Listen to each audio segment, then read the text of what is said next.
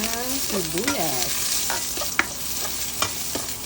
Pag translucent na, maglagay ng bawang.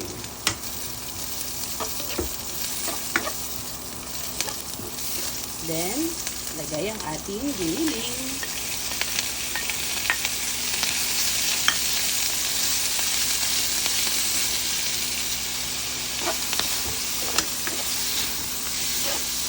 Sangkot lang natin ang ating giniling. Pag isang kutsardo na yung giniling, lagyan natin ng oyster sauce.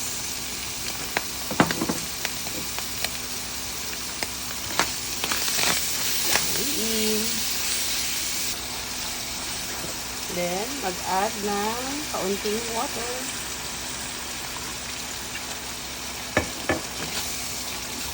Simmer lang natin hanggang maluto yung ating giniling.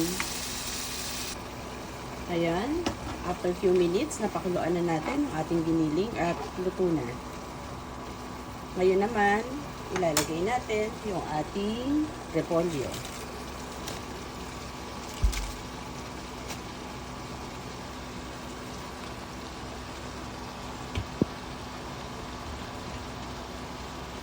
After natin ilagay yung repolyo, haluin natin para maluto ng pantay ang ating gulay.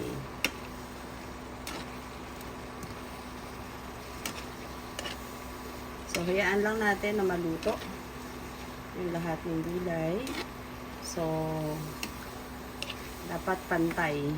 Hindi natin ito i-overcook para masarap yung ating gulay. Half cook lang yung gagawin natin doon sa repolyo.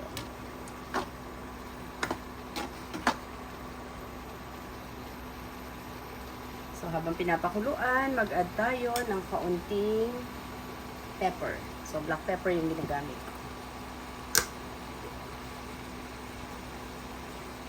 Yan, para masison lang. Then again, haluin. Ngayon, luto na ang ating gulay. Tikman bago hanguin.